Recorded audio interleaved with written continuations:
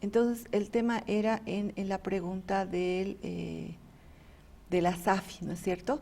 Sabía que había que explicar un poquito más lo de la SAFI, vamos a ver, era esta, ¿no?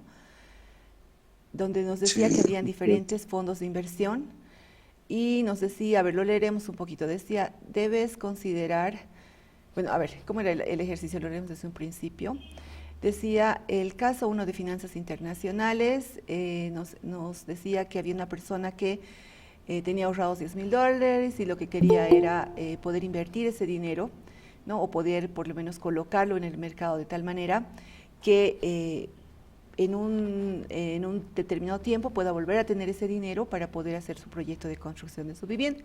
Entonces ahí teníamos algunas opciones que nos habían dado y habíamos dicho, bueno, hay miles de opciones en el mercado, no, esas no miles, pero digamos hay cientos de opciones, yo creo, por lo menos llegar a un centenar de opciones en las que se puede dejar el dinero, ¿no? Entonces ahí habíamos puesto algunas.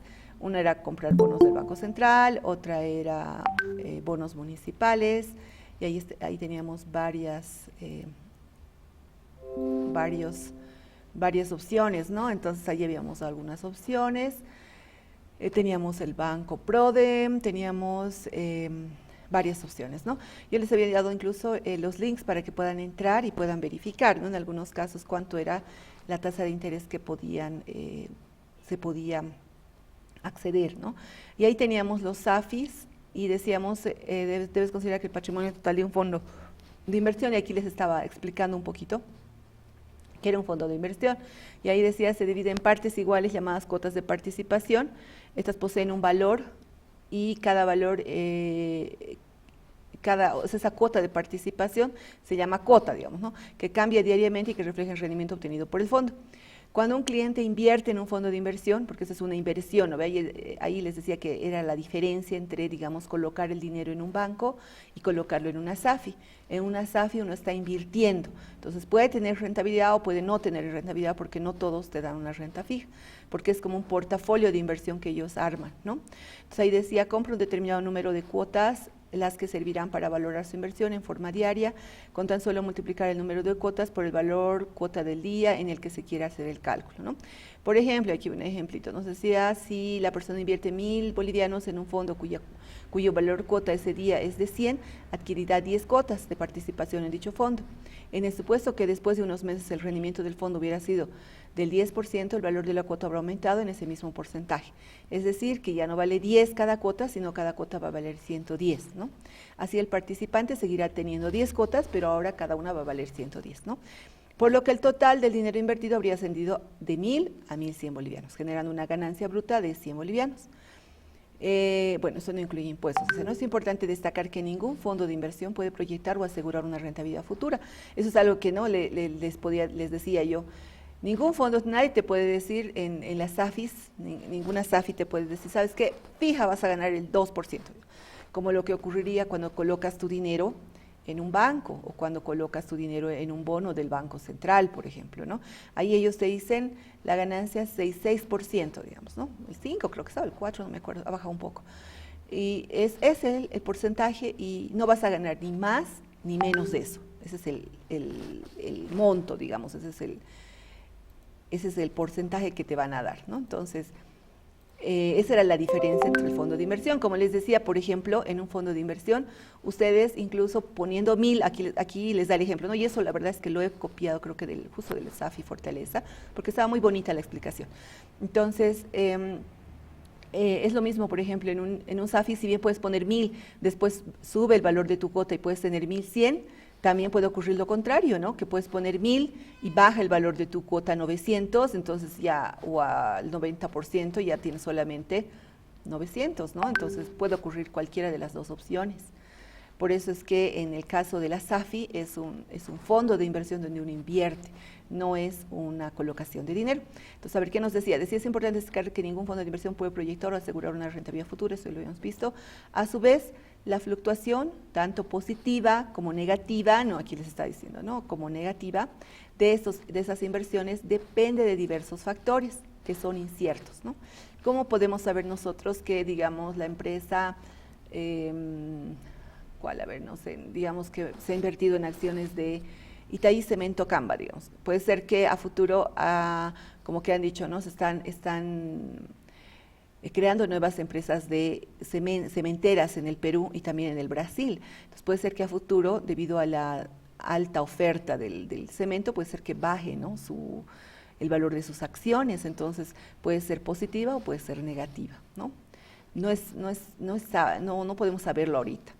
Como lo que ha ocurrido con la pandemia, por ejemplo, ha bajado un poco el valor de esas empresas. ¿Por qué? Porque se ha parado la construcción. Entonces, ¿no? Y en el petróleo, ¿se acuerdan? Peor todavía en el caso del petróleo. ¿Qué pasó? Que ha bajado tanto el precio del petróleo que un poco más si te pagaban por venderte petróleo, en vez de que cobrarte te pagaban, ¿no? ¿Por qué? Porque ya no tenían dónde poner ese petróleo, porque como no había trabajo, o sea, no había actividad industrial a nivel internacional, entonces no había dónde colocar el petróleo, ¿no? Y realmente no sabían qué hacer. Y los campos petrolíferos no es pues como que sacas, ya lo vamos a tapar con su tapita y deja de salir el petróleo, ¿no? Sino que va saliendo, no pueden dejar de sacar. Es como decir un yacimiento, igual es el gas, ¿no? Un yacimiento de gas es como una olla que la destapas, no puedes dejar de taparla, o sea, sigue destapada y sigue saliendo. Entonces, si no la vas a utilizar, pues van a tener que quemarlo, digamos, ¿no? Entonces, ese era el problema del petróleo, ¿no? Y lo mismo puede ocurrir en cualquier empresa y en cualquier rato. No sabemos ahorita todavía el desenlace de la pandemia, por ejemplo, ¿no? Entonces, en finanzas, por ejemplo, tenemos que estar muy enterados de todo lo que está ocurriendo. Por ejemplo, en el tema de la pandemia, ¿qué está pasando, no? Lo último que yo supe fue que no sé si escucharon, hubo una conferencia a nivel de colegios profesionales, ¿no? Y donde decían, y entró un médico, fue muy triste porque dijo, la mitad de los médicos neumólogos en Bolivia, o en La Paz por lo menos, ha muerto. ¿Por qué? Por efectos del COVID. Entonces, ¿qué va a pasar ahora? Dice, en la tercera ola, por ejemplo, está complicada la cosa. ¿Por qué? Porque primero que Brasil ya tiene otra cepa, ¿no es cierto? Otra cepa y dicen que realmente las mutaciones de estos virus, como son seres vivos, estos virus, son seres vivos que cuando pasan a otra persona sufren como 10.000 tipos de mutaciones. Entonces pasan a otro ser vivo así, ¿no? O cientos de mutaciones. Entonces se genera otro tipo de virus en cada ser humano y ahí se va cambiando, ¿no? Algo interesante que decía él era que el primer virus, yo no sé mucho de medicina, pero les cuento un poquito para ver un poquito cómo esto puede influir en la economía, ¿no? Decía, en el primer virus, el virus de Wuhan, el primero, ¿no? Tenía una tasa de mortalidad del 2% y uno de los principales síntomas era el dolor de cabeza, la fiebre, dice él, ¿no? La anosmia, que es ¿no? el perder el gusto, el olfato, ¿no? La anosmia y esos eran los síntomas. Después, cuando ya pasó a Italia, ¿se acuerdan? El porcentaje de mortandad subió al 10%. O sea, de cada 100 personas que se contagiaban, 10 morían. Entonces, ya sí fue terrible, ¿no? Pero ya comenzaron a cambiar los síntomas. Y ahora nos decía, por ejemplo, ahora qué ha pasado en la segunda ola aquí en Bolivia, ¿no? En La Paz. Generalmente, dice, en la primera ola venía una persona enferma, le tratábamos, más o menos sabíamos que podía ser COVID, entonces esperábamos unos 7 días o 3 días hasta que nos llegue la prueba, le decíamos, estábamos seguros de eso, le dábamos el medicamento y podíamos salir adelante. Ahora en la segunda ola ha sido terrible, dice, porque llegaban los enfermos, muchos no tenían ni siquiera síntomas no tenían fiebre, dice. Y él decía, no, es absurdo que ahora estén tomando pues la temperatura en la universidad o en los bancos, por ejemplo, qué barbaridad, porque ya ese síntoma en esta segunda ola, en este tipo de virus que ahorita estamos viviendo o que se ha vivido en la segunda ola, ya no era con fiebre. O sea, la mayor parte de las personas ya no tenían fiebre. Lo que sí había era cefalgias, dice, ¿no? O sea, dolor de cabeza, lo que sí había era un poco de tos, por ejemplo, tenían. También tenían sobre todo anosmia. Entonces, en vez de estar midiendo la temperatura, que ahorita ya no sirve de nada, dice él, porque esos virus de la segunda ola ya no son con fiebre, ¿no? Entonces, ¿qué deberían poner? Deberían poner ahí, no sé, un vinagre, algo para ver si la persona siente el olor a vinagre, y si no siente, pues ya sacarlo nomás de la fila y que no entre, porque es muy probable que tenga el COVID, ¿no? Entonces, eso, ¿no? ¿Y cómo puede afectar esa tercera ola la parte económica, ¿no? Eso incluso lo tocó, les cuento, y bueno, esto podría influir en eso, ¿no? Porque decían, en la tercera ola, ¿qué pasa? Ya se ha visto en muchos casos, en Brasil, por ejemplo, ¿qué ha pasado? El presidente Bolsonaro dijo en su momento, vamos a entrar a la inmunización de manada, no sé si escucharon eso, ¿no? Que decían que todos se contagien. Obviamente, en el momento del contagio, o al momento que se contagien, puede ser que muchos mueran, pues ni modo, así, ¿no? Eso fue lo que dijo el presidente, ¿no? Ni modo, tendrán que morir, ¿qué vamos a hacer? Pero ya el resto va a estar inmunizado, listo, vamos a entrar así como vacunados todos, ¿no? Pero lamentablemente no ha sido el caso, porque, y eso decía el médico, este no es una bacteria muerta, esta es una bacteria viva. Entonces, ¿qué pasa? Que se va mutando. Mientras más personas se contagien, más mutaciones del virus hay. Entonces, más tipos de virus hay y más difícil de contrarrestar, depende, ¿no? Puede ser mucho más difícil de contrarrestar ese nuevo virus que se cree. No sabemos si el virus que se va a crear va a ser más fuerte o va a ser más débil. Depende del organismo en el que está entrando, ¿no? Entonces, eso ha ocurrido en Brasil, y en Brasil la tasa de mortalidad ha llegado a ser muy alta y todavía siguen con problemas muy terribles en su sistema de salud, ¿no? Ellos dicen, no hay oxígeno. Ahorita, por ejemplo, lo último que escuché en Brasil, por ejemplo, fue que primero que no hay oxígeno, no hay los medicamentos para tratarlos en terapia intensiva. Los médicos lo que están optando en algunos centros de salud donde se han acabado los medicamentos, se acabó el oxígeno, es quitarles el oxígeno, y ya ni modo, vayan nomás a su casa a morir, digamos, porque no hay otra. O sea, le quitas el oxígeno y automáticamente la persona ya muere, de hecho, ¿no? ¿Ya qué se puede hacer? Si no hay oxígeno, ¿qué van a hacer? Ni medicamentos para poder tratarlos.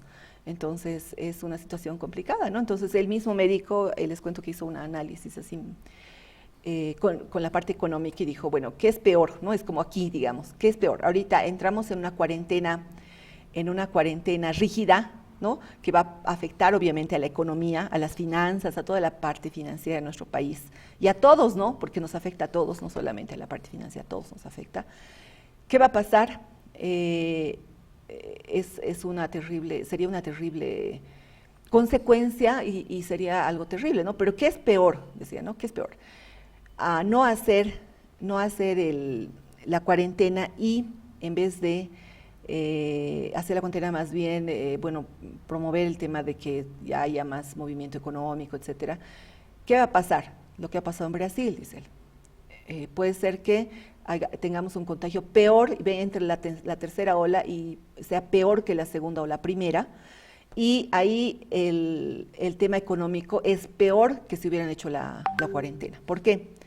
Porque ahí se para la economía. Y decía, por ejemplo, hacía un caso como fue la peste negra, hace, no sé, más de 100 años fue esto, ¿no? Y decía él, esto era también un virus. Recién hace algunos años nos hemos dado cuenta que ese también era un virus. ¿Por qué? Porque se ha ido propagando y se ha ido mutando, ¿no? De generación, y se ha ido mutando. Entonces, eso de las mutaciones genéticas se ve bien complicado, ¿no? Ha ido mutando el virus, y dice que finalmente no es porque ha habido como decía, una inmunización de manada, que todos se han contagiado y finalmente ya todos fueron fuertes ante el virus, ¿no?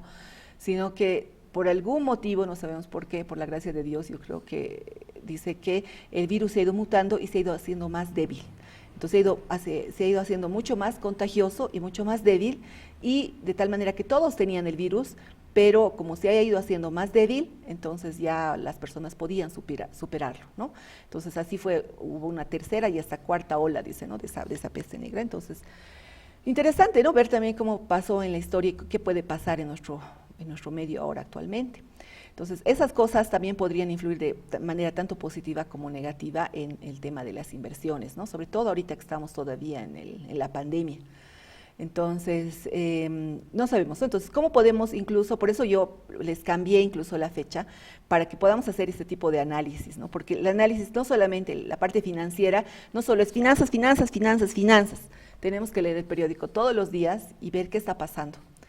¿Qué está pasando? Porque todas esas cosas influyen en la parte financiera, ¿no? Influye, todo influye. Y ahora más que todo la pandemia influye en la parte financiera, claro que sí influye. Y puede influir más porque, como decía este médico, de aquí a un mes probablemente, si es que, ojalá que no, decía él, ojalá que no haya una tercera ola, de aquí a un mes probablemente estaríamos en una tercera ola. ¿Por qué? Porque todos el país vecino que está ahorita más contagiado, que está con el problema más terrible y con una nueva cepa, es Brasil. Y si esa cepa llega a Bolivia, entonces estaríamos ya en la tercera ola, ¿no? Y con lo último que yo escuché, aparentemente pareciera que está entrando esa cepa, ¿no?, a Bolivia. O sea, no hay nada que lo impida, no hay nada que lo impida, en otras palabras. O sea, no tenemos cuarentena rígida, y tal vez ni con la cuarentena rígida, ¿no?, se pueda parar ese virus. No sé, Dios quiera que no sea así, pero como financieros tenemos que estar con nuestra mirada en todas estas noticias y en todas estas cosas, ¿no?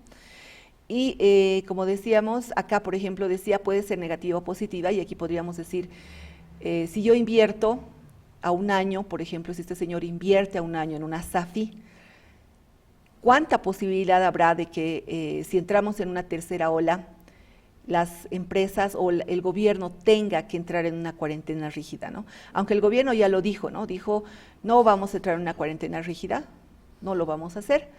¿Y por qué? Porque nuestra economía está muy afectada, y entrar en una tercera ola nos significaría un problema muy grande, ¿no? Entonces ellos dijeron, no vamos a entrar en una cuarentena rígida, ¿no?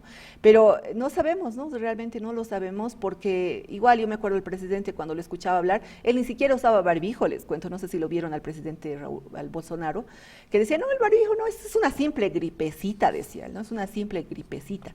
Y la última vez ya incluso los periodistas ya se dieron cuenta, él está usando barbijo, él está totalmente conmocionado, está complicado, porque todos los políticos ya lo han comenzado a criticar porque el pésimo manejo que ha hecho del tema COVID en Brasil, ¿no? Ha muerto muchísima gente, se ha parado la economía en Brasil prácticamente, y está muy complicada su situación. Todavía no han salido totalmente del problema del COVID los brasileros, ¿no? Y había hoy un dato interesante, ¿no?, que el mismo médico lo dijo. Ellos, los brasileros, están con la misma vacuna que nosotros, ¿no? La Sinopharm, creo que es, ¿no?, la vacuna china. Están con esa misma vacuna, y lamentablemente ya se han dado muchos casos en que los médicos que sí han sido vacunados y han recibido las 2 dosis se han contagiado. Entonces, aparentemente esta vacuna no es lo suficientemente buena, no sé, no suficientemente eficaz, digamos, para contrarrestar esta nueva cepa que hay en Brasil. Entonces, eso sería complicado, ¿no? Por eso mismo el presidente está muy afligido. Entonces, todo esto, como les digo, influye en todo esto, ¿no? Porque eso sería una inversión. ¿Qué tanta posibilidad habría de que las empresas en las cuales ha invertido esta SAFI, en vez de tener una rentabilidad positiva, tengan una rentabilidad negativa, ¿no? Esa era un poco la pregunta. Ahora, en la pregunta, vámonos más abajo, ¿qué nos decía el señor Mani? Aquí está. En el caso de que el señor Mani decidiera invertir sus recursos en Fortaleza SAFI, ¿cómo debería estar compuesto su portafolio de inversión? O sea, aquí ya era como que, ya, digamos que el señor Mani, lo cual es medio raro, que se ha vuelto un poco más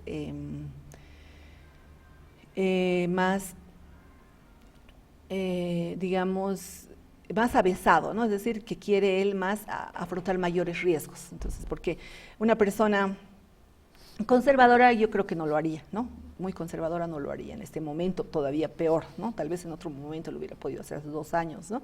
Pero ahora actualmente tal vez no. Pero decía el caso, ¿qué pasa si invirtiera sus recursos en SAFI? Ya, entonces teníamos aquí 3 opciones. Decíamos el fondo disponible, el fondo de inversión internacional y el fondo interés. Entonces ahí teníamos que elegir uno de los 3, ¿no? ¿Basados en qué podríamos elegir? Miren, acá, por ejemplo, el fondo disponible es un fondo en bolivianos, ¿no? ¿Por qué? Porque este fondo seguramente invierte en activos financieros que son emitidos en bolivianos, ¿no? Por otro lado, el fondo inversión internacional es una inversión que se hace en dólares, ¿no? Entonces es una inversión en dólares. Por lo tanto, no tendría que convertir sus dólares en bolivianos. No se olviden que también ese es un factor, ¿no? Que ese señor tenía dólares, no tenía bolivianos. Y por último teníamos el fondo interés más bolivianos, que también eran bolivianos, y si se fijan, y eso era lo que quería mostrarles también, que aquí por ejemplo tenemos la tasa de interés a 30 días, dice, a 30 días más o menos, ¿no? La tasa de rendimiento a 30 días era 2.53%, a 360 días era 2.85%, ¿no? Ahí está. Después teníamos la tasa a 30 días era de 3.13%, y la tasa en este caso era de 1.71 a 360 días. No sé por qué, varía, es más fluctuante, interesante, ¿no? Esto. Y acá decíamos, el fondo de inversión en dólares, bueno, a 30 días era muy poquito, era el 1%, y a 360 días era el 1.57. Aquí nos podemos hacer varias preguntas, ¿no? Y podemos decir, ¿por qué las tasas aquí son más altas y aquí son más bajas? A ver si alguien me puede ayudar con eso.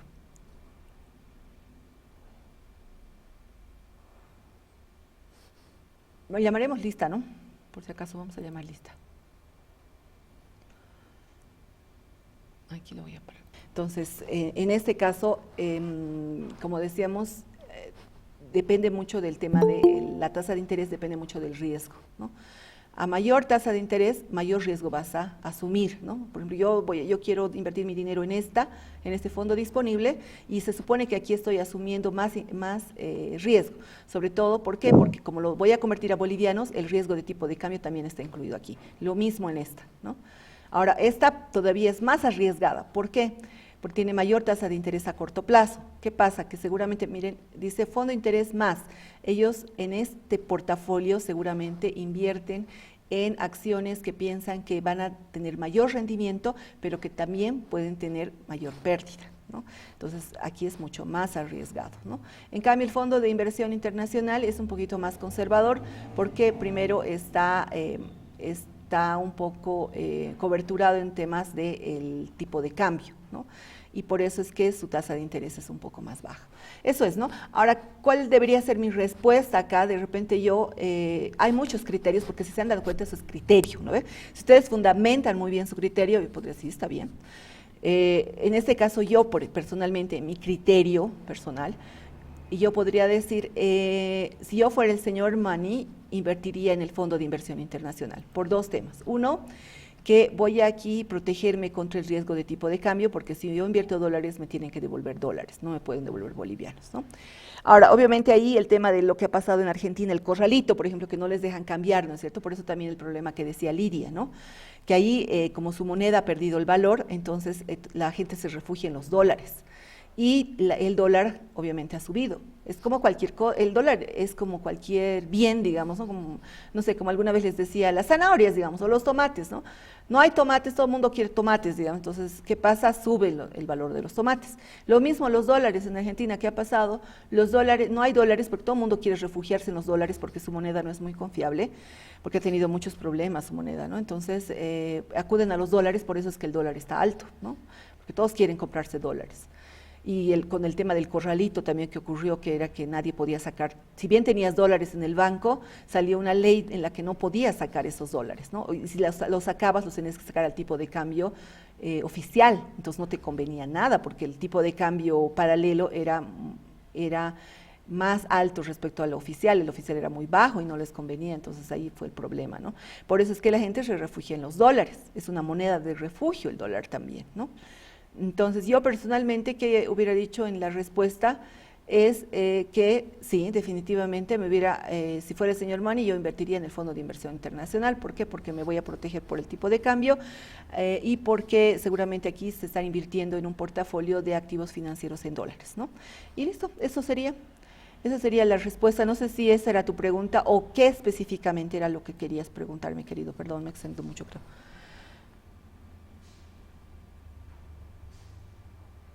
¿Esa era la pregunta? Sí, Lick, está todo claro. Gracias, Eric. Ok, muy bien, entonces seguiremos ahora con lo que estábamos avanzando. Vámonos a seguir avanzando. Aquí vamos a poner ejemplitos. Ya habíamos hablado, estábamos hablando, recordarnos un poquito, ya vamos a entrar, dijimos, al panorama general del sistema financiero local e internacional. Entonces aquí vamos a ir viendo lo local, lo que tenemos acá, y lo que existe a nivel internacional, ¿no? Así como para darle una miradita. Aquí habíamos hablado de lo que era financiamiento directo, financiamiento indirecto, habíamos hablado de lo que eran los activos financieros, tangibles e intangibles, hemos hablado mucho de los activos financieros, ¿no? Ya sabemos que es un activo financiero.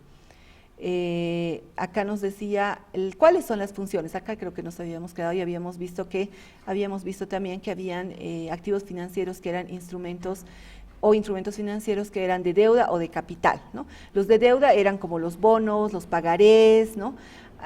porque representan una deuda, ¿no? Es como el gobierno municipal que sacó sus bonos, eso es una deuda, ¿no?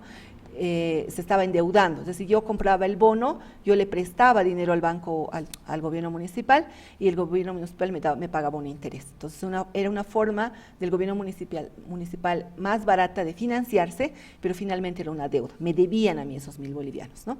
En cambio, cuando es capital, es cuando son acciones, básicamente, y yo soy parte de la empresa. Si yo soy parte de la empresa, soy accionista, si la empresa tiene rentabilidad, gano, si no tiene rentabilidad, entonces no gano, y si tiene pérdidas, pierdo yo también, junto con la empresa, ¿no? Entonces, esa es la diferencia entre capital y deuda, ¿no es cierto? Eso habíamos dicho. Y después estábamos viendo cuáles eran las tres características, me acuerdo de esto, de los activos financieros. Uno era la liquidez, otro era la rentabilidad y otro era el riesgo. Y las tres están ligadas muy estrechamente, ¿no? Ahora, habíamos visto también, y eso era algo que, ¿no? que es bueno saberlo, siempre tenemos que tomar en cuenta cuando estamos en finanzas. Decimos, un activo financiero menos líquido siempre va a tener más riesgo. ¿Por qué? ¿Cuándo es menos líquido?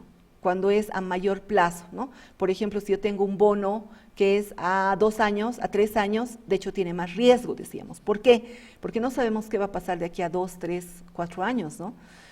Por eso tiene más riesgo. En cambio, digamos, lo que va a pasar este año ya más o menos tenemos una intuición de qué va a pasar este año. Y eso, ¿no? O sea, es más o menos. ¿Por qué? Porque el año pasado, en enero, no teníamos mucha idea de lo que iba a pasar a fin de año, ¿no? Pero más o menos, ¿no? Una idea. Y por lo tanto nos dice exigirá mayor rentabilidad. ¿Qué significa? Que está directamente relacionado. Como les decía hace un ratito, ¿no ve? Mayor riesgo, mayor rentabilidad. Menor riesgo, menor rentabilidad. Entonces, por eso es que, por ejemplo, el Banco Sol cobra mayor tasa de interés y además te dan rapidito, ¿no? Yo voy, por ejemplo, necesito que me presten plata. Ya, muy bien, ¿qué tiene usted? Le vamos a ir a visitar, que no sé qué, ¿no? Tengo, por decir, no sé, tengo mi negocio de venta de pizzas, por ejemplo, ¿no? De pizzas en mi casa y quiero poner por toda esta zona, digamos. Ya, perfecto, entonces, muy bien, le vamos a prestar, ¿cuánto por ciento de tasa de interés? 25% de tasa de interés. ¿Qué? O sea, no me dicen, ¿no? Así 25%, pero me dicen, aquí está su plan de pagos, y cuando yo calculo y veo, me van a prestar 1.000 bolivianos, o no sé, 10.000 bolivianos, pero voy a acabar pagando 15.000 bolivianos después de 3, 4 años. No sé, después de 2, 3 años, wow, ¿no? Entonces calculo la tasa de interés y resulta que me están cobrando un 25% de tasa de interés. ¿Por qué? Porque es mayor riesgo, no puede ser que yo en mi venta de mis pizzas pierda, no gane, puede ser que no coloque bien mis pizzas, no se vendan, qué sé yo, entonces hay mayor riesgo. Por eso el banco asume que hay mayor riesgo, que es un negocio que si bien puede ser bueno, también puede ser malo, entonces me dan una tasa de interés. Y me dicen, mañana mismo le hago el depósito. Además, están asumiendo ellos el riesgo y me van a depositar y me entregan el dinero rápidamente, ¿no? En cambio, digamos, si yo voy al Banco Nacional, les digo, voy a vender mis pizzas, ahí también hay un PYME, ¿no? El Banco Nacional también tiene su PYME, creo, y también el Banco Mercantil. Puedo ir y les digo, tengo, a ver, me van a pedir más cosas primero, ¿no? ¿Usted tiene NIT? No tengo ya. O tengo del régimen simplificado ya, digamos, ¿no? ¿Y qué más? Yo vendo, ¿y cuánto de ganancia tiene? Y no sé qué, ya me van a preguntar más cosas, ¿no? ¿Y tiene su casita o algo? Sí, tengo un terreno. Ah, ya, muy bien. Entonces, preséntenos toda esa documentación, vamos a analizar en una semana y les respondemos. Es más tiempo, ¿no? Pucha, y de los del Banco Sol ni me han preguntado, bueno, me han pedido una fotocopia y punto, digamos. En cambio, los del Banco Nacional de repente me dicen, ya, sí, le vamos a prestar, pero usted tiene que dejar como garantía su terreno. ¿Y cuánto es la tasa de interés? Yo me fijo, 10.000 me van a cobrar y al final de todo el plazo voy a acabar pagando, no sé, 12.000, digamos, o 13.000. Ah, no, la tasa de interés aquí es pues del 12%, digamos. ¿Cuál me conviene, no? ¿Cuál me conviene? Me conviene más, obviamente, ¿qué me conviene más? Digamos, ahí tengo que evaluar también, ¿no? Es decir, tener la plata ahorita o tener la plata dentro de una semana. ¿Habrá mucha diferencia para pagar esos 2.000 bolivianos o 3.000 adicionales? No sé, ¿no? Entonces ahí tengo que ver y tengo que evaluar, pero ahí se dan cuenta, el riesgo está totalmente asociado a la rentabilidad, ¿no? A mayor riesgo, mayor rentabilidad, ¿no? A menor riesgo, menor rentabilidad. Lo mismo dicen, lo mismo en el caso de los préstamos, ¿no? A mayor riesgo, mayor tasa de interés, si yo me estoy prestando, ¿no? A menor riesgo, menor tasa de interés. Ahora sí, vámonos con la estructura de los mercados financieros. Habíamos visto un poquito eso.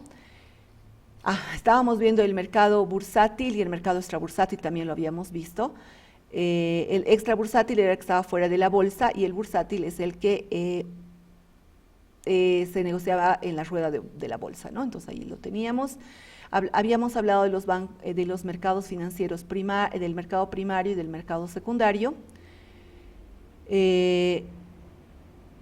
Sí, habíamos hablado de eso, ¿no? Que era de la primera emisión cuando era primario y ya la segunda, tercera venta, reventa de los activos financieros ya era el mercado secundario, ¿no?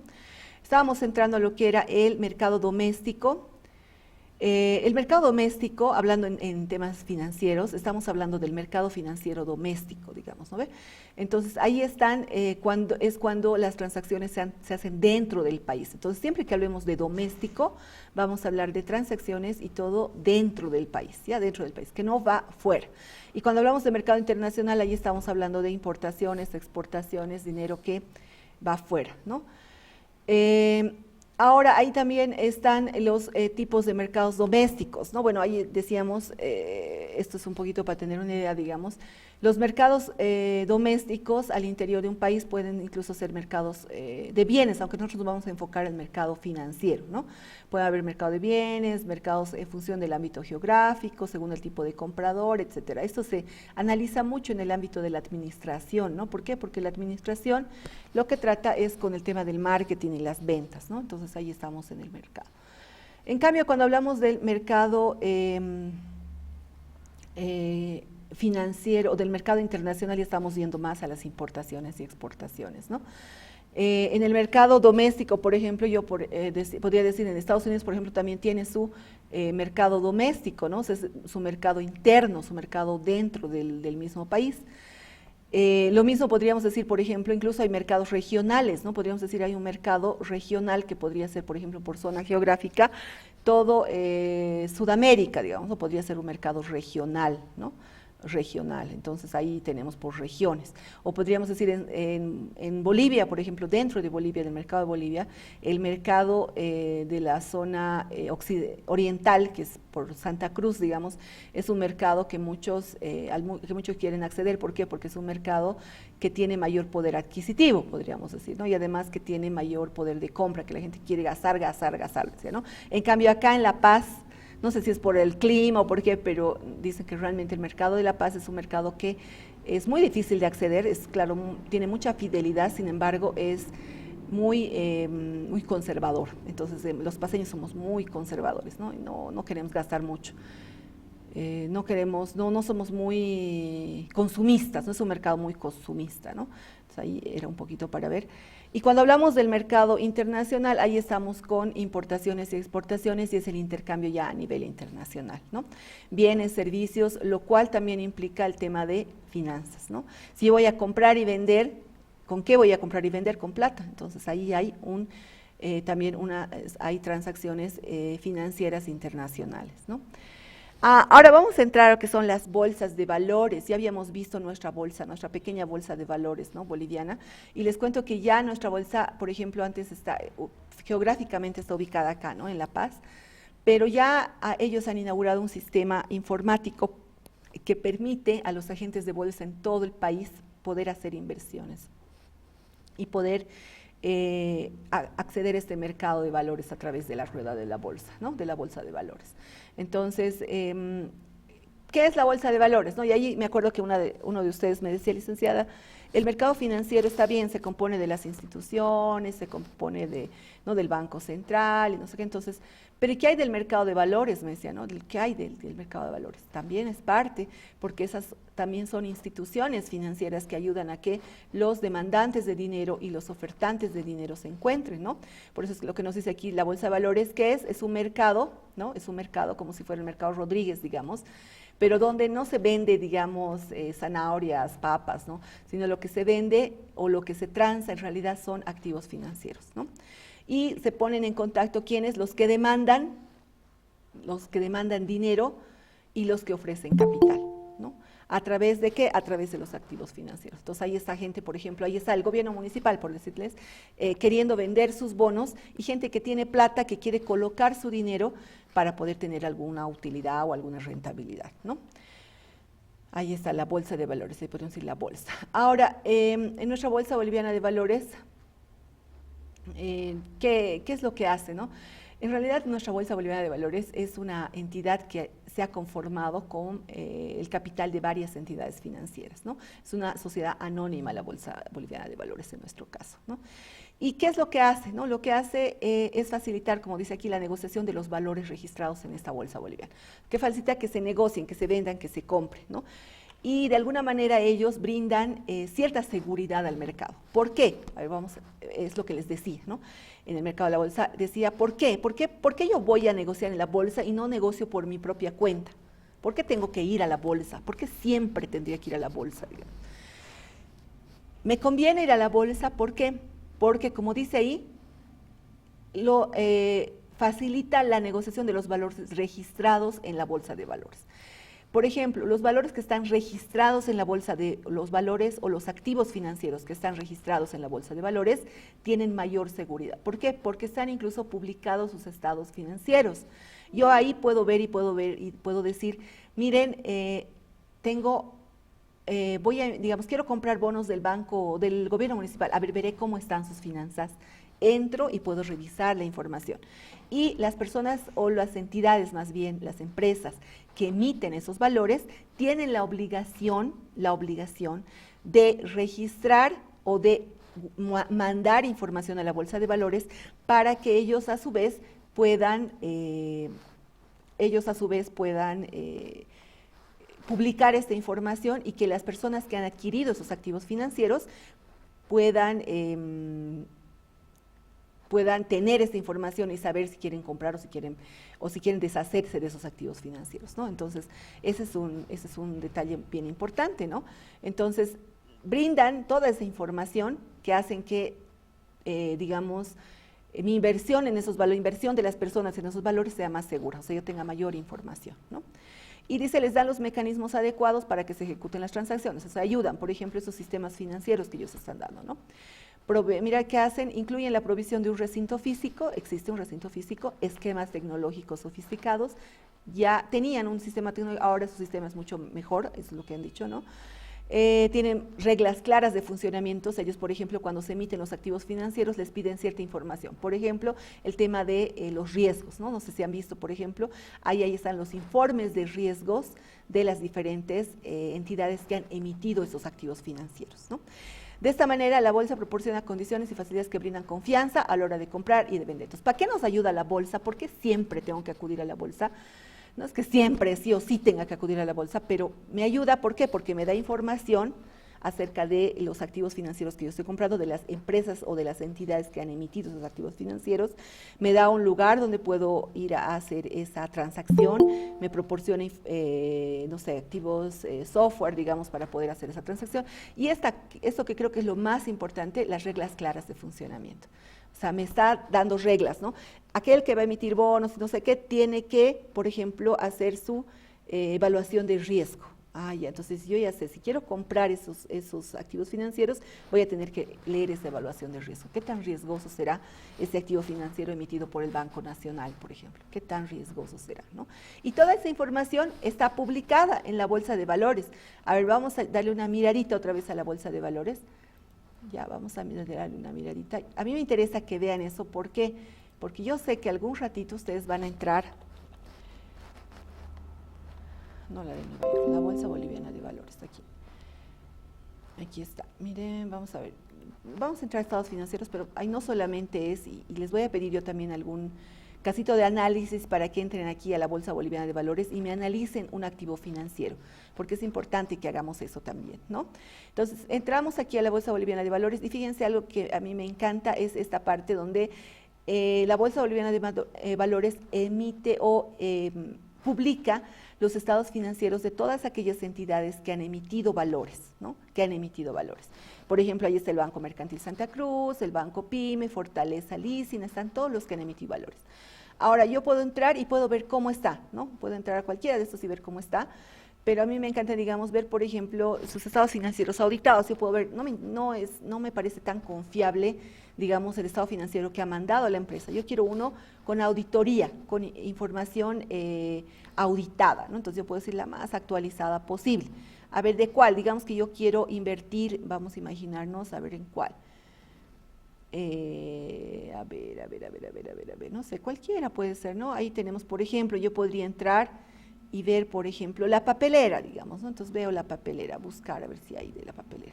No hay de la papelera, entonces vamos a buscar otra. De repente hay, a ver, vamos a buscar otra.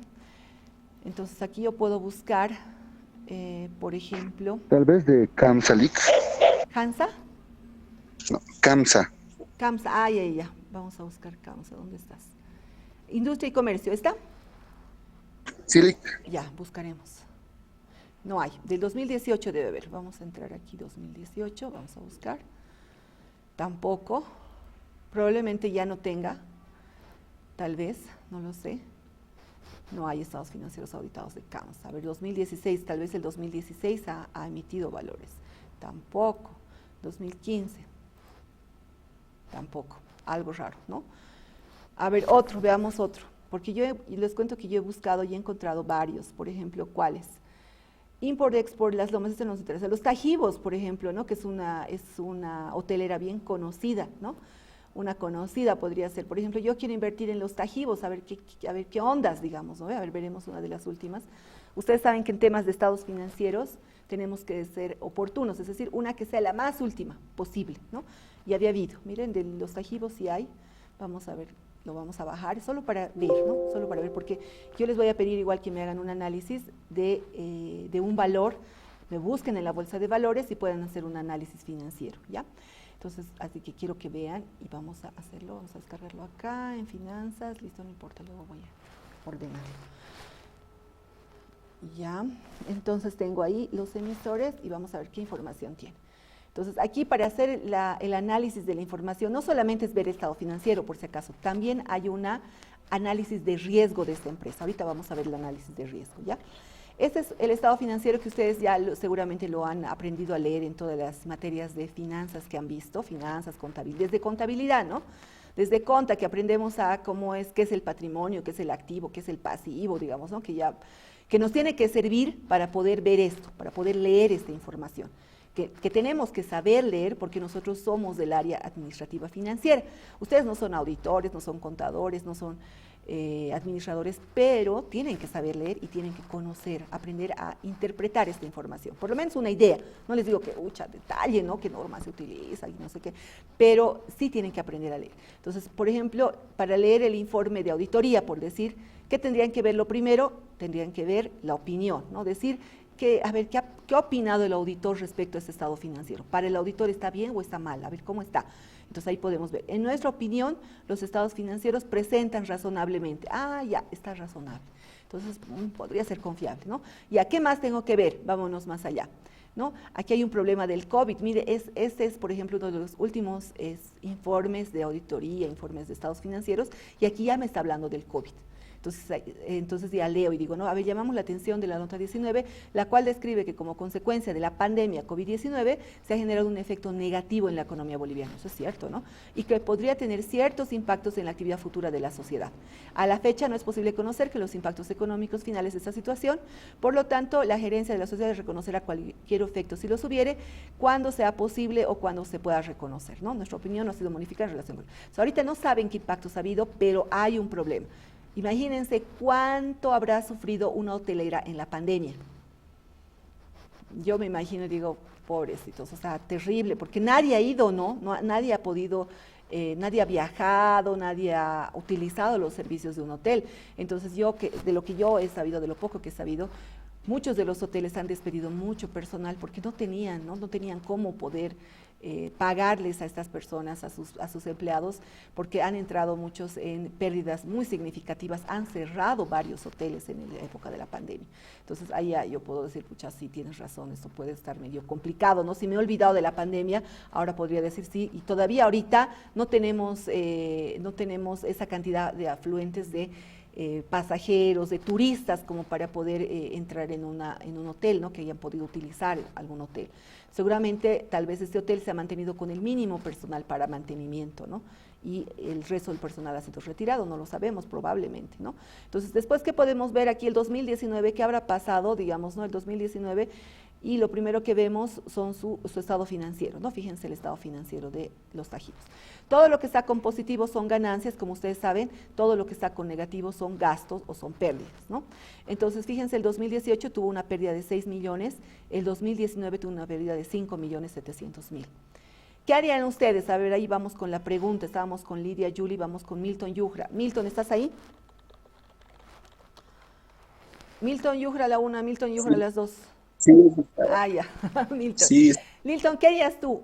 ¿Invertirías en bonos de la sociedad hotelera Los Tajivos? este año, licenciada. Sí, ahorita. Yo te Ahorita ofrezco. no, licenciada, un ¿No quieres, poco por si acaso, complicado, bonos? licenciada. Yeah. ¿Por qué? Porque con esto, con la pandemia, todavía recién se está normalizando, licenciada, y sería un poco riesgoso invertir, licenciada.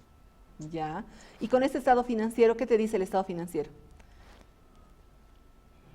Eh, ahorita tendrán, licenciada, ¿Ha tenido pérdidas o ha tenido ganancias? ha tenido ganancia, licenciada. Mm, ¿En serio? No, Lick está totalmente en pérdida. Eso, Ah, está en sí, sí, pérdida. licenciada, sí, sí. Sí. Está de 6.400 a 5.700, Sí, y mira, de dime, 2018 dime. a 2019, licenciada. Eso, muy bien. Ahora, ¿qué habrá pasado el 2020? Todavía no sabemos esa información porque se publica recién en abril, ¿no? Hasta abril ya se va a publicar el de 2020 seguramente. Uy, ahí eso va a estar súper interesante, ¿no? Ver qué ha pasado en abril con las empresas. Por ejemplo, esta hotelera, ¿no? ¿Qué habrá pasado? ¿Han debido parar actividades? ¿Qué habrá pasado? De todas maneras, la Bolsa Boliviana de Valores les ha tenido que les va a pedir la información y van a tener que publicarlo seguramente, porque como verán, ellos tienen emitidos estados o tienen emitidos activos financieros. Miren, vamos a irnos a ver, vamos a irnos a qué nota dice, aquí está la nota, ¿no? A ver, vamos a ver. Muchas gracias. Muchas gracias por tu participación, muy bien. Entonces, ha tenido pérdida, ¿no? Entonces, hemos visto, ustedes ya saben identificar las pérdidas, ustedes ya son del área financiera y se manejan con estas cosas, ¿no? Entonces, vámonos a obligaciones bancarias, dice la 11, 12, 13, a ver, ¿cuánto de activos financieros tiene emitido esta empresa? Ahí vamos a ver, ¿ya? Esa es la parte que nos interesa porque nosotros estamos viendo activos financieros, ¿no? Entonces, nos vamos a la nota 11, 12 y 13, a ver, vamos a ver qué ondas. Solo para verlo, ¿ya? Dictamen tributario, no nada que ver esta parte tributaria. Aquí está, reserva legal, capital pagado, ahí está, composición accionaria, cargas sociales y fiscales, ahí está. Obligaciones bancarias, porción corriente y porción no corriente. Deudas comerciales, aquí está. Entonces, ahí tienen, por ejemplo, préstamos Visa Fortaleza, tienen Visa Fortaleza Fortaleza, préstamos, ya, aquí no aparece, ¿no? Dame porción corriente de préstamo de acuerdo al detalle, aquí tendrían que tener algo más. De repente sí ellos, en realidad en el caso de ellos han emitido acciones y no son bonos, ¿no? A ver qué nos dice, mediante nota, comunica a la sociedad que ha adquirido un paquete accionario de la sociedad. Sí, parece que ellos en realidad no han emitido bonos, sino han emitido acciones, la sociedad hotelera, ¿no? Entonces aquí está su composición accionaria y seguramente parte de estos otros deben ser acciones que ellos han emitido, que son activos financieros también, que como ustedes ven son parte de su capital. Entonces ya no es una deuda para ellos, sino es parte de su capital. Entonces han emitido acciones que han ido vendiendo y por eso es que como lo han emitido a través de la Bolsa Boliviana de Valores, entonces ellos tienen la obligación de poder publicar sus estados financieros y su información cada gestión, cada trimestre en realidad, ¿no? Ahora, acá por ejemplo también, fíjense, qué información también tenemos en la Bolsa Boliviana de Valores, no solo estados financieros, ¿no? También tenemos, ahorita vamos a ver, Centro de Información Bursátil, aquí vamos a ver, por ejemplo, emisores de bolsa, no solamente están los estados financieros, sino también están los prospectos de emisión, las cuotas, ¿dónde están? Participaciones, también están los informes, las calificaciones de riesgos, ¿ya? Calificación de riesgos de los emisores, de las emisiones, y esos son de los emisores, vámonos de los emisores. Estas calificaciones de riesgo van más allá de los estados financieros. Estas calificaciones de riesgo va, digamos, como les decía, a calificar incluso la situación política y económica del país, del entorno, ¿no? Bueno, esto creo que lo hemos visto, ¿no? Calificaciones de riesgo, pero también están los informes. Por ejemplo, ellos dicen la calificación de riesgo del Banco Económico, ahorita tu calificación es AA1 al 31 de diciembre del 2020, ¿no? La fecha de la última información, 30 de septiembre, la calificadora lo ha hecho AES, que es una de las calificadoras de riesgo a nivel internacional, tendencia negativa, ¿no? Entonces ahí está, ahí podemos ver y decir, uy, aquí algo me está diciendo, ¿no? Aquí me está mandando un puntito rojo. ¿Qué otros bancos más? Todos los bancos, miren, en general están con tendencia negativa, no todos. Banco Nacional, Banco Mercantil, Banco Visa. El que está estable ahorita es el Banco de Crédito, de repente porque la mayor parte de las acciones están en Perú, no lo sé. El Banco Unión tiene negativa también, ¿no? Entonces ahí podemos ir viendo las calificaciones de riesgo, pero no solo este informe resumido, también podemos ver el informe detallado de la calificación de riesgo, ¿no? A ver, ¿dónde están? Calificaciones de riesgo. Aquí deberían estar los fondos de inversión, compañías, y bueno, aquí está por calificación, tendríamos que buscar un poquito más, ¿no? ¿Dónde están hechos relevantes? Prospectos de emisión. Bueno, aquí está cómo se emiten también los prospectos para la emisión de los diferentes activos financieros. Ya, miren, a ver, vamos a ver una característica y un prospecto. Vámonos a valores de titularización. Preferiría, a ver cuál. No, ProMujer, digamos, ¿no? Que esa es una entidad financiera que es enfocada en un segmento. Este es su prospecto de emisión, ¿no? O sea, ¿qué significa el prospecto de emisión? Es el detalle de qué es lo que están emitiendo, ¿no? Por ejemplo, ellos han emitido, dice, ¿qué han emitido? A ver, vamos a ver, ¿qué valores de titularización, patrimonio, microcrédito, evaluación de valores de titularización habían emitido, ¿no? Son, vamos a ver acá, cómo lo van a colocar, la cobertura, la emisión, fecha de colocación, es un poquito antiguo de 2018, ¿no? Pero bueno, aquí tenemos toda la información de lo que es la bolsa de valores, sobre todo la información de los emisores, que es algo que nos importa si nosotros queremos colocar nuestros recursos, información sobre digamos, cómo está actualmente calificado respecto a su riesgo, ¿no? Entonces, toda esta información está aquí en nuestra Bolsa Boliviana de Valores y como les digo, vamos a hacer un pequeño trabajito para que ustedes también puedan entrar a la Bolsa Boliviana de Valores y buscar información y me hagan un análisis respecto a eso, ¿ya? Entonces, seguiremos, estoy muy emocionada aquí con esto. Ya vamos a ver, seguiremos. Ya hemos visto más o menos qué es lo que les proporciona la bolsa, ¿no? Información, tecnología, cómo pueden invertir, etcétera. Ahora vamos a ver las bolsas a nivel internacional, una idea, ¿no? Para tener una idea. Una de las más grandes, aquí yo les saqué un detalle de cuáles son las bolsas de valores más importantes del mundo. Ay, como en todo, también las bolsas chinas están subiendo y tienen mucha mayor preponderancia a nivel mundial, porque China ya es realmente una potencia internacional. A través de su comercio internacional ha crecido hartísimo China, ¿no? Entonces ahí tenemos. La bolsa de valores de Nueva York es una de las más importantes, después viene la bolsa de valores de Tokio, ¿no? Que está en Japón, el Nasdaq, que es una bolsa también interesante. Cada una de estas bolsas también tienen ciertas características, ¿no? Ahorita vamos a ver algunas. En Europa, una de las más importantes es esta, la de Londres, la Euronext, la de Londres, la bolsa de Londres, la de Shanghái, ya vamos con la más importante a nivel Asia, es la bolsa de Shanghái, la otra más importante es la de Hong Kong. En América está la de Toronto, que es la de Canadá, ¿no? La de Canadá, y en Europa la de Frankfurt, ¿no? Entonces, estas son, diríamos, 2, 4, 6, 8, las 10 más importantes a nivel mundial, ¿no? Y esto va cambiando, les cuento, va cambiando con el tiempo. Al año de repente ya no van a ser estas, sino van a haber otras, ¿no? Y además con el tema de la pandemia también ha ido cambiando, han ido creciendo mucho más las bolsas chinas, ¿no? A ver, vamos a hablar un poquito de la bolsa de Nueva York. Esta bolsa de Nueva York está ubicada en Wall Street, ¿no? Y es una de las más antiguas, ¿no? A partir del año 1792, imagínense cuántos años ya tiene de vida, 200 años, más de 200 años, ¿no? La venta física de acciones también está disponible, aunque la mayoría de las transacciones se hace de manera electrónica, ya prácticamente casi todo es electrónico, ¿no? Todas, dice compañía, no todas, muchas de las compañías americanas sobre todo cotizan en la bolsa. ¿Qué significa cotizar en la bolsa? Significa que estas empresas venden sus acciones en la bolsa de valores de Nueva York, ¿no? Se ha fusionado el año con otra bolsa, con el American Stock Exchange en el año 2008 y esta bolsa funciona entre las 9:30 hasta las 16. Eso es bien interesante, ¿no? Cuando ocurrió, por ejemplo, el tema de, a ver, ¿qué ha pasado? Las Torres Gemelas, ha sido terrible, ¿no? ¿Qué ha pasado? Las Torres Gemelas han sufrido un atentado, ¿no? Cuando han caído las Torres Gemelas, ¿se acuerdan? El 2000, no me acuerdo qué año era ese. Ya deben ser más de 10 años o más, de repente 15 años que ha ocurrido eso del tema de las bolsas, ¿no? Sí, más de 15, deben ser unos, tal vez 18, 20 años, ¿no? Que ha ocurrido este tema. Entonces, ¿qué ha pasado?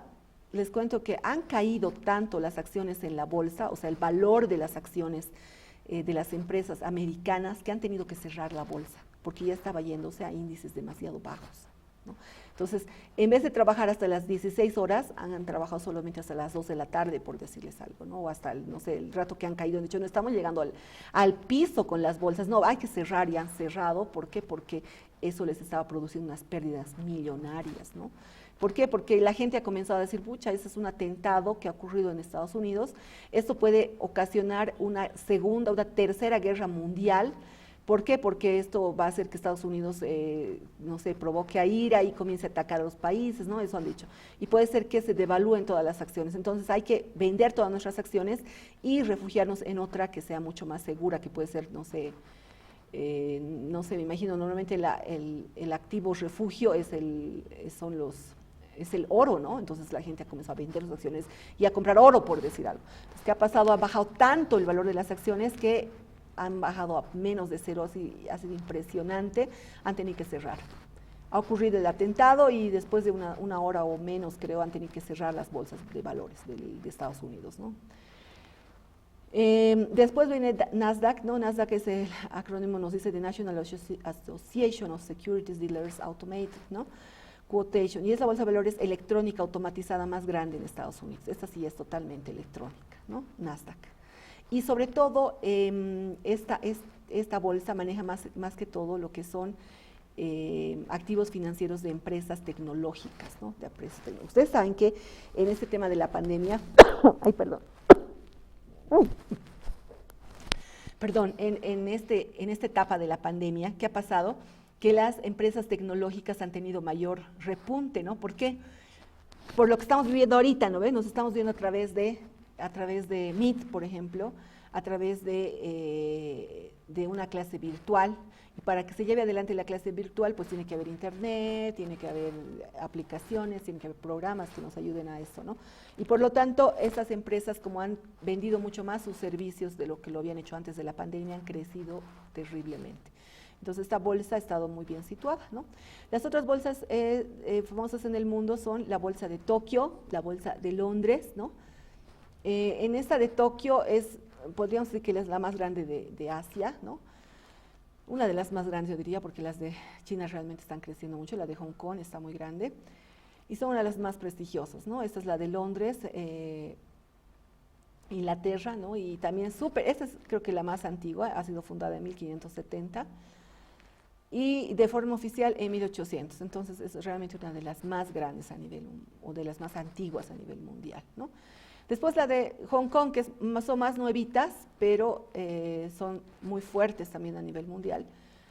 Se ha situado en una de la sexta posición en términos de capitalización bursátil. Esta no tiene controles estrictos, dice, ¿no? A diferencia de la bolsa de Shanghái. Y miren cuántas empresas, 1.470 empresas cotizan en esta bolsa. La mayor parte obviamente son chinas, ¿no? Pero también hay seguramente de diferentes otros países, ¿no? Es la bolsa de Hong Kong, 1914. Bueno, miren, no es tan antigua como las otras, pero ahí está su antigüedad. Entonces, la bolsa de Hong Kong es una de las más grandes del mundo, decíamos. Vámonos a la otra, la de Shanghái, ¿no? Es la tercera bolsa de valores en el continente asiático más grande. Viene la de Tokio, Hong Kong y Shanghái, ¿no? Esta se ha fundado en 1990, es más nuevita, ¿no? Hay inversores extranjeros como también chinos, ¿no? Y esta tiene mucha más regulación, la de Shanghái, que la de Hong Kong, eso es lo que nos dicen, ¿no? Ahora, ¿qué es el OTC? Esto más lo veremos, ¿ya? Y después ya les dejo libres.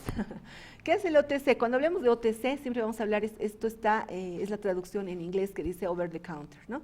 Que es como fuera de la bandeja, más o menos, ese es o fuera del, como cuando estás con tu barandita, ¿no ve? Cuando vas a un barcito, digamos, y ahí tienes tu barandita, es fuera de la barandita, no estás dentro de la barandita. Entonces, este es un mercado secundario que dice que es fuera de bolsa, por eso significa over the counter, ¿no? No tiene mucha regulación porque no es como la bolsa, se han fijado, tiene sus normas, tiene sus regulaciones, ahí van a ver, ahí tiene sus normas, por ejemplo, la Bolsa Boliviana de Valores, los que quieran emitir tienen que cumplir estos requisitos, ¿no? Tiene su norma. Esta over the counter es sin regulación, no hay regulaciones. Los inversores pueden acordar de manera bilateral sus transacciones, ¿no? Entonces podrían decir, mira, ¿para qué les vamos a pagar? Porque también se paga cierta comisión. Para la existencia de la bolsa tiene que haber, ¿no?, algún sustento para que se pueda sustentar la bolsa, se paga una pequeña comisión. Pero dicen, ¿para qué vas a pagar esa comisión? Vámonos por over the counter, vámonos transar entre nosotros, entre el inversor y el que quiere, necesita los recursos de manera directa, ¿no? Entonces, estos mercados extrabursátiles donde se negocian diferentes instrumentos financieros, ¿no? Igual bonos, acciones, swaps, divisas, todo, ¿no? Y bueno, aquí lo que se hace se acuerda, ¿no? Es como decir un acuerdo entre caballeros, ¿no? Vamos a decir, nosotros vamos a hacer ciertos contratos, vamos a firmar este contrato, yo te vendo, digamos, esta acción, e incluso pueden hacer actividades de reporto, ¿no? Y decir, miren, te voy a vender esta acción, pero quiero que me la revendas de aquí a un mes o de aquí a un año, te comprometes a revenderme, yo te la estoy vendiendo en 500, entonces tú me puedes revender si quieres en, no sé, en 600 o en 550, ganando, ahí vas a tener tu ganancia, pero tienes que comprometerte a revenderme, digamos, ¿no? Ahí están los swaps, por ejemplo, los swaps, los futuros, los reportos, por ejemplo, que también es un compromiso de reventa después de un cierto tiempo, ¿no? Entonces, eso lo puedes transar de manera bilateral con los inversores, ¿no? Entonces, ese es el mercado over the counter, ¿no? Podrían formalizarlo a través de un banco de inversión, a través de una institución, ¿no? Pero no es a través de la bolsa de valores, definitivamente. Ese es otro mecanismo, ¿no? Ahí en la bolsa se negocia a través de la rueda de bolsa, pero eso no, eso es aparte de podría haber una institución, como no podría haberlo, ¿no? También hay estos mercados, como podrían decir, son innovadores porque hay libertad de negociación. ¿Me compras, no me compras? ¿Cuánto por ciento te doy? No, porque no hay ninguna regla, ¿no? No hay reglas, no hay riesgos.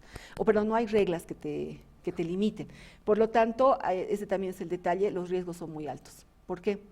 Porque no hay una regulación, ¿no? Si bien yo voy a firmar un contrato, es un contrato entre caballeros, puede ser que después pase el tiempo y esa acción cueste ya 1,000 y yo le diga, ¿te acuerdas que te has comprometido a venderme, revenderme la acción?